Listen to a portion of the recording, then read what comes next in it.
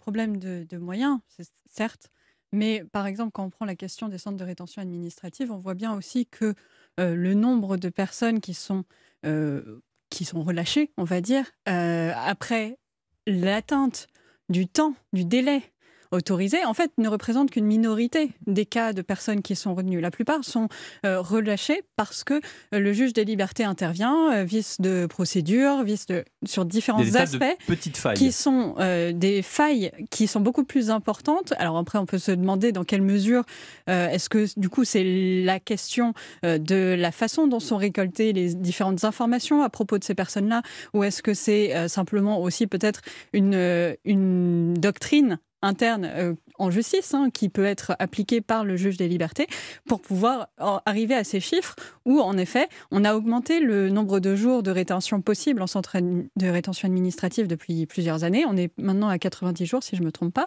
Mais ça ne reste pas forcément la principale cause. Donc, il y a vraiment quelque chose qui est de l'ordre du fonctionnement aussi de la justice. On a vu le cas des quelques-uns qui n'ont pas pu être pris en CRA et qui du coup ont dû être relâchés automatiquement. Mais tous ceux qui sont déjà en CRA, il y a aussi cette question de comment on fait pour effectivement traiter les cas et ne pas avoir à chaque fois des vices de procédure et des gens qui sont remis en liberté ou des OQTF qui ne sont pas appliqués. Et là, on est dans l'ordre du politique et aussi, je pense, de la doctrine, vraiment, de la justice. Oui, mais du coup, c'est aux politiques de changer les choses. Je pense que c'est aux politiques les sages de la justice qui vont eux-mêmes se saisir du dossier.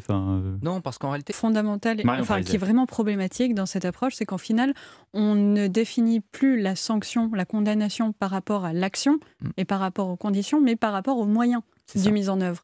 Et donc, on a vraiment pour moi, c'est marcher sur la tête. C'est-à-dire qu'on va définir ce qu'on va choisir, comment on sanctionne une action, pas par ce qui a été fait, mais parce qu'on est capable d'appliquer.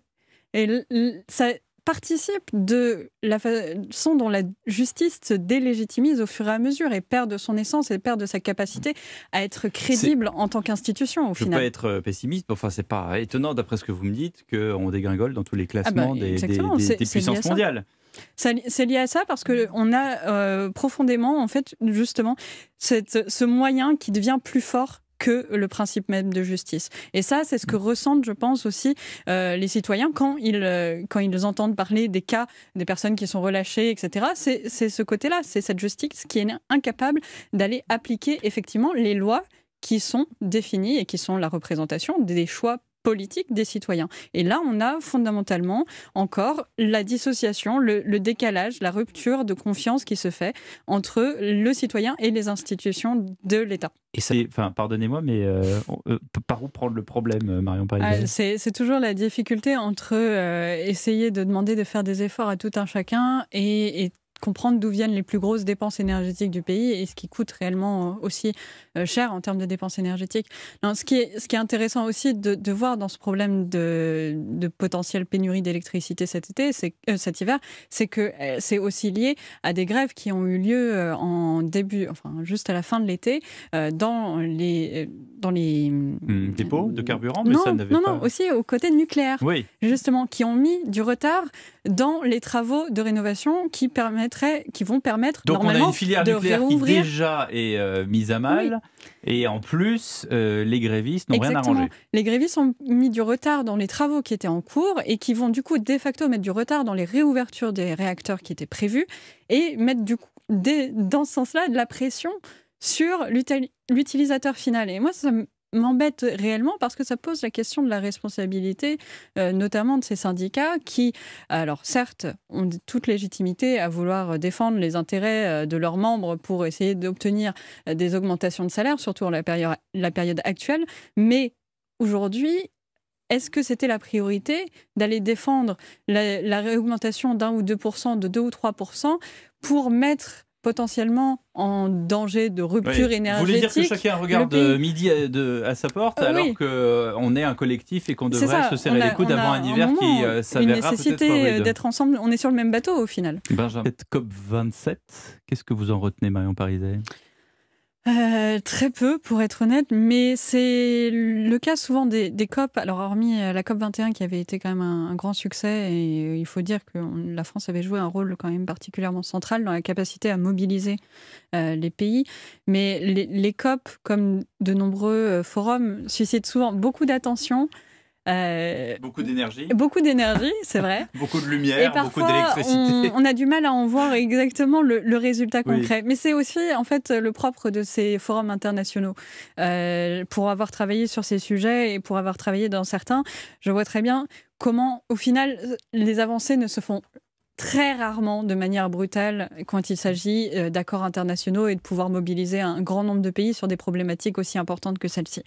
La difficulté, c'est qu'il faut faire comprendre et qu'il faut être capable d'expliquer qu'en effet, ça ne viendra pas du jour au lendemain, qu'on n'aura pas tout d'un coup tous les pays du monde qui se mettront d'accord pour réduire toutes leurs dépenses énergétiques ou leur production de carbone, et que ce sont des petits pas qu'il faut réussir à mettre en avant. C'est les petits pas qui sont souvent décriés, notamment par les écologistes qui ont une approche beaucoup plus radicale, mais en fait, quand on travaille, c'est le propre de la diplomatie, c'est le propre des forums internationaux, quand on travaille dans ces domaines-là, il faut apprendre à aussi réussir à faire bouger les lignes de tout le monde, et ça prend du temps, ça prend beaucoup d'énergie et ça demande des changements qui sont profonds culturellement, autant pour nous que pour nos partenaires. Que Greta Thunberg est un peu has-been quand on voit la radicalité de ceux, par exemple, qui balancent de la soupe Campbell sur des œuvres d'art. Oui, c'est vrai qu'elle est. D'ailleurs, elle avait pris. Elle est plutôt modérée. En plus, elle s'était mise en retrait. Elle s'était mise elle-même en retrait pour des questions personnelles. Mais c'est aujourd'hui, on voit quand même une dérive sur le buzz qui est extrêmement importante. Les écologistes radicaux, aujourd'hui, on considère que c'est la communication qui fait l'action, et plus le changement réellement de politique.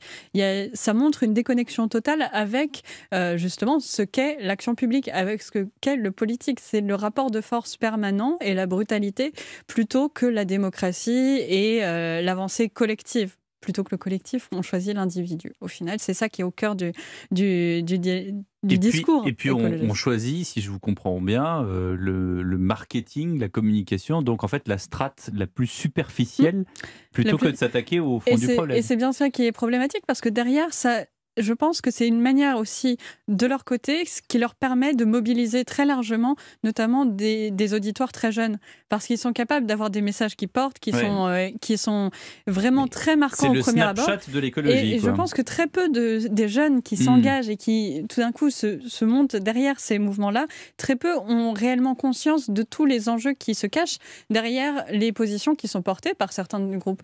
On l'a vu à Sainte-Soline, notamment. Je pense pas que la plupart aient lu, par exemple, les rapports qui avaient été écrits sur les impacts évalués pour la mise en place des bassines.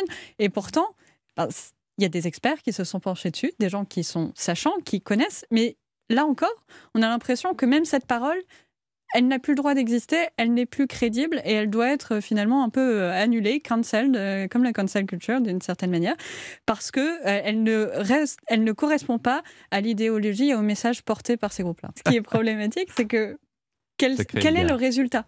Au-delà d'avoir créé cette nouvelle génération, qu'est-ce qu'on cherche à faire ? Qu'est-ce qu'on cherche à obtenir ? Et aujourd'hui, on a l'impression que finalement, rien ne satisfera ce mouvement. Rien qui ne soit dans la radicalité extrême et qui ne soit finalement une violence pour le reste de la communauté, alors que fondamentalement, ce sont aussi des gens qui demandent à ce que leur voix soit prise en compte, qui considèrent qu'ils ne sont pas suffisamment écoutés. Et je trouve que c'est une hypocrisie, ou en tout cas un côté très bipolaire de cet aspect. Bipolaire, carrément. Nous voilà dans la pathologie. Merci Marion Paris et merci.